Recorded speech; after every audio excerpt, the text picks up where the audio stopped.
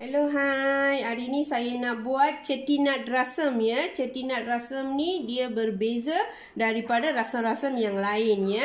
Tapi memang rasanya berherba juga, tapi berlainan sikit ya. Cara-cara dia dengan ketumisan dia pun berlainan ya.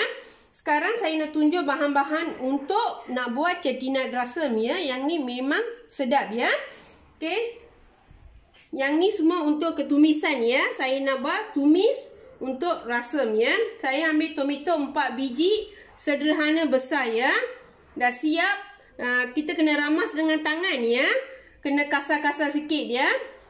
Yang ni air asam jawa kita ambil dalam agak-agak dalam 100 ataupun 150 ml cukup ya. Daun ketumbar saya ambil 2 genggam. Dalam rasam ni kena pakai daun ketumbar banyak ya. Sebab tu saya ambil 2 genggam.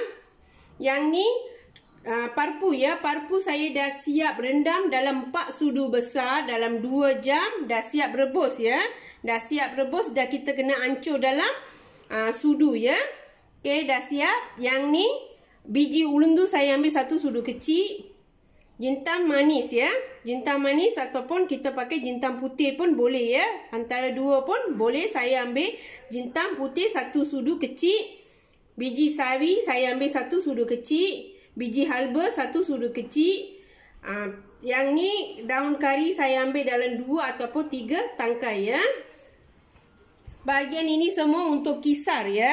Saya ambil bahagian sebelah ni untuk kisar. Saya ambil kunyit dalam 1 sudu besar. Bawang putih jangan buang kulit ya. Dalam 10 ataupun 12 hulas ya. Kalau bubur bawang putih banyak lagi, untuk kesihatan kita lagi elok ya. Lagi okey lagi ya. Okay, jintan putih saya ambil 1 sudu besar. Yang ni cili kering ya. Kalau siapa nak pedas boleh tambah ya. Saya ambil 7 tangkai ya. Dalam 7 ataupun 8 sebab saya bubur pedas-pedas sikit ya.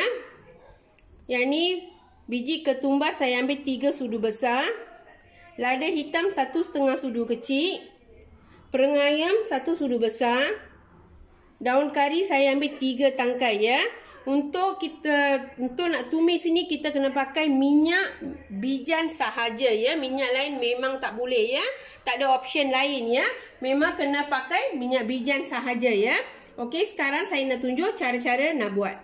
Okey, sekarang saya nak kisar ya. Yang bahan-bahan yang kisar ni tak payah sangai ya. Kita terus kisar ya. Sebab tu yang ni berlain sikit ya.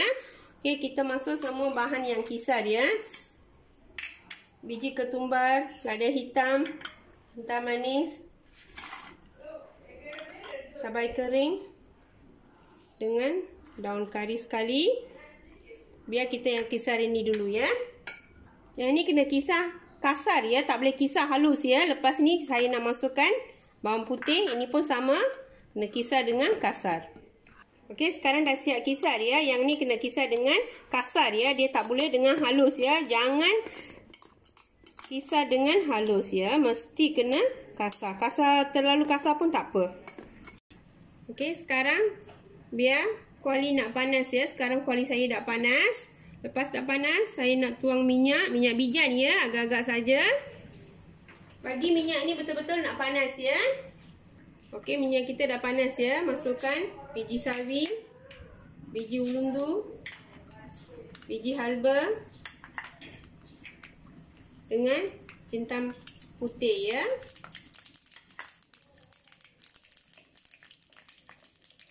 Okay, sekarang masukkan daun kari. Masukkan serbuk perengayam dalam minyak ya. Lepas tu terus. Okey, sekarang kita masukkan tadi kita blend ya. Bahan-bahan yang kita blend tadi bagi masuk, bagi dia masak ya dalam minyak. Okey, bagi dia masak dalam minyak dalam api kecil ya.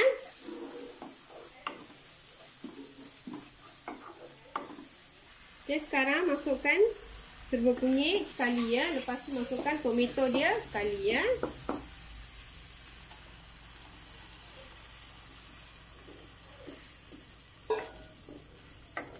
Lepas tu kita kuatkan api ya, bagi dia nak masak. Okay, sekarang kita masukkan air asam jawa ya. Air asam jawa jangan bubuk banyak sangat dia sebab kita masukkan tomato. Tunggu lagi 2 ataupun 3 minit ya. Dan sekarang saya masukkan garam bukit dia secukup rasa.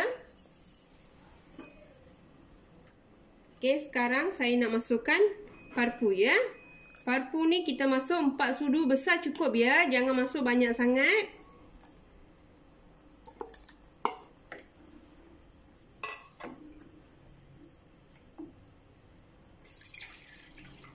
Okey, sekarang kita masukkan air ya. Air ni ikut suka hati ya. Berapa banyak. Kalau nak banyak boleh tambahkan banyak. Kalau nak sikit boleh kurangkan ya. Tapi rasam tak boleh pekat dia, mesti kena cair ya. Paling penting rasam mesti kena cair. Okey, sekarang dah cukup macam ni ya. Rasam ni tidak boleh mendidih ya. Cukup berbuih-buih macam ni dengan mendidih sikit-sikit memang cukup ya. Sekarang last kali saya nak masukkan daun ketumbar ya.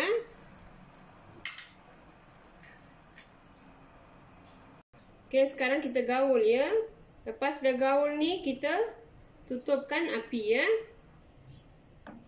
Okey, sekarang dah siap ya. Chettinad rasam ni memang sedap ya. Aroma dia pun memang cukup bagus ya. Boleh cuba dekat rumah ya. Selamat bercuba.